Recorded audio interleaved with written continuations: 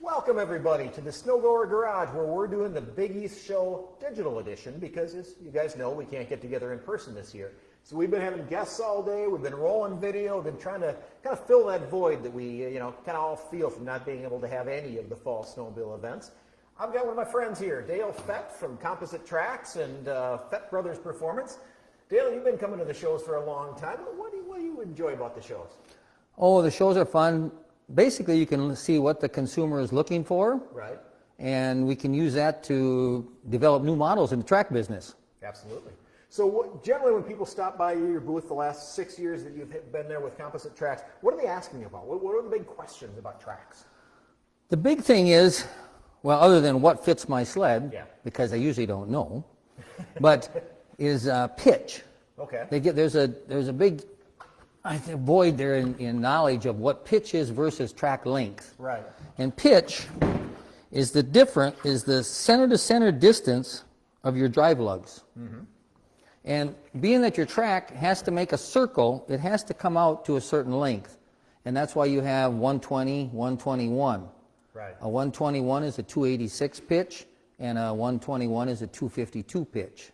Right. You can't interchange either of those because it won't come out into a circle. Right. You got to do the math and figure out how And an easy thing out. that they can do if they don't know their pitch is when their track is laying on the ground, and we'll use this one as an example, is that if they measure 10 lugs, 10 spaces with a tape measure, then it'll be like 25 inches or 28 inches. Right. So it's very easy to tell rather than trying to sit with a tape measure and saying, is this, an eighth of an inch one way or the other?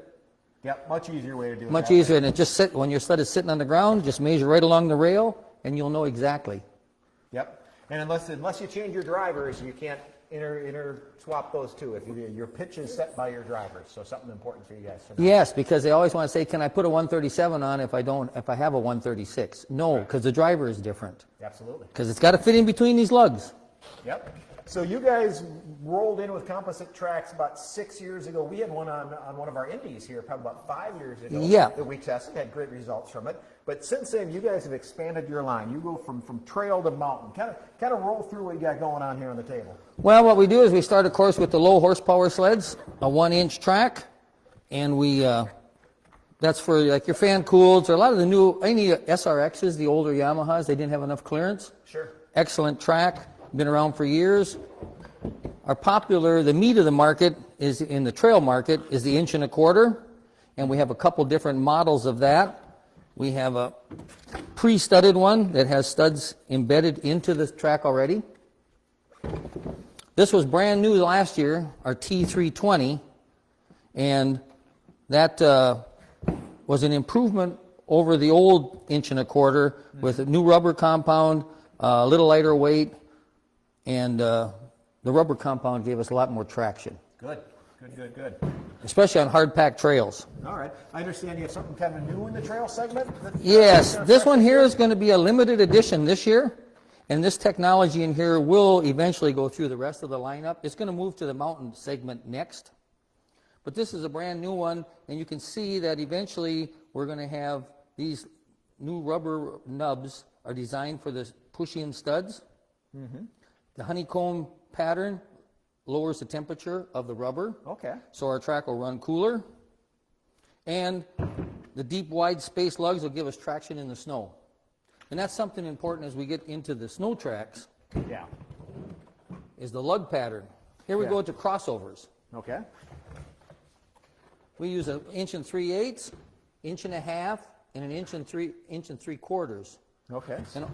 And all these tracks, as you get into the snow crossover market, the higher the lug, the more snow-oriented it is. Right. So this 1 3/8 inches is a great trail track yet. As you get into 1.5 inches, you got to have more snow. Absolutely. And 1 3/4 inches, you need a lot of snow or scratchers or something. Mm-hmm. So what's your most popular model among your crossovers? 1.5 inches. 1.5 inches. Yeah, because they feel that goes either way. Yep, it does feel like that's, as more and more crossover sleds are being sold. That's where an increasing number of customers are going. So that seems very. And we natural. offer all the sizes. Okay, perfect. And then you got the big lug stuff down here. What do we got going on down here? We'll bring the big boy Bring down. the monster down? You bring the monster. And we have a 2.6 lug, and then this is our 3-inch lug height. And this is, we sold out of these last year early, and I think we're going to sell out again this year from pre-season orders and demand. Okay. It's a great track. Now, whether 3-inch or 2.6 is the answer, I couldn't tell you. Okay. I have them go one way or the other. If you're in deep powder and you want to move a lot of snow, 3-inch will definitely move more snow. Okay. But if you need track speed and up a hill, then the 2.6 will increase the track speed because you're pushing less snow. Yeah, I would imagine this, if you're in bottomless powder, is probably awesome. Where this one is, if it's a little bit firmer snow, and we all know conditions change during the day. Conditions change, and in the mountains, it changes from morning till night. So do you have this in all different pitches, or is different pitches? Mainly just to fit we're a direct replacement company. Right. So we fit whatever your sled came with. Okay. We'll have the 3.5-inch pitch, and they can bolt them right on with this one here. Okay. Well, I'll use this one. I'll use this one for an example. For the Polarises that use a center drive, we come with the pre-drilled holes. Sure. For the center driver.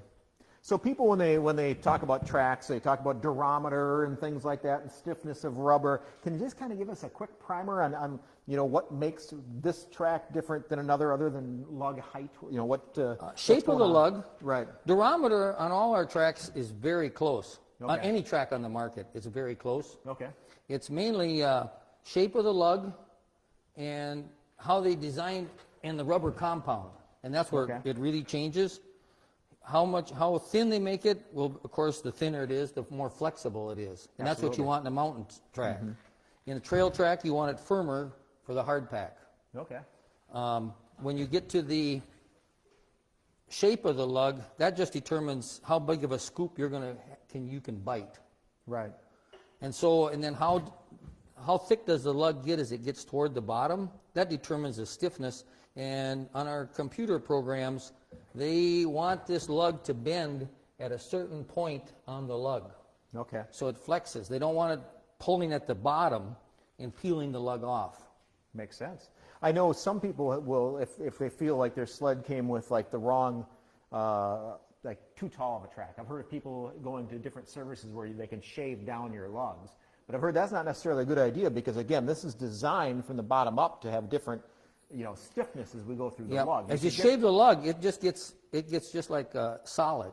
Okay. There's no give to the lug at all. Right. Probably works good for a drag racer. Yeah, I suppose. Where he's going to put studs in, but not on snow. Absolutely. Just slippery, just spin. So if people want to learn more about Composite Tracks, and then if they want to actually buy one, what should they do? You can go to our webpage, compositesnowmobiletracks.com, and we have a dealer locator. You punch in your zip code, and it'll give you 2 or 3 choices of who's closest to you. If we don't have one set up, because we're new, we're growing, but we're new yet. Sure, yeah. And if we don't have a dealer, you can either go to your local dealer, have him contact us, or you can buy directly off the webpage. Perfect. Now, I understand for Big East Show weekend, since we can't all gather at the show this year, but you're still running a deal for people who call you and order on Monday or Tuesday this week, correct? Yep, on Monday or Tuesday, if you call in and you want to order a track, we're going to give the show special of free shipping. Okay. And so whatever the price of the track is, it's listed on there, and then there'll be no shipping. But you got to call in and mention Big East 2020. And I would imagine shipping one of these big heavy tracks isn't... $50-$60. Yeah, so that's a significant saving. We appreciate you coming out. I want to cover one more thing about tracks. Okay, let's go. Before? Yes, absolutely. The biggest problem that we see is people running too big a lug for the wrong conditions. If you're on the trail, buy a trail track. If you're going to be in the deep snow, buy a deep snow. But don't try to mix. Okay. It makes a lot of sense. And I mean, that affects everything from your grip to your cooling of your snowmobile to so many different things. And prevents track failure. Right. And we want to get you there and get you home. I'm sure you do. All right. Well, perfect. Well, thanks again, everybody, for watching. We will be doing this for a few more hours here on the Big East Powersports Show Facebook page. And if you haven't seen the videos we ran earlier, we've had a bunch of guests. We really appreciate you joining us. So thanks again, everybody. Thank you.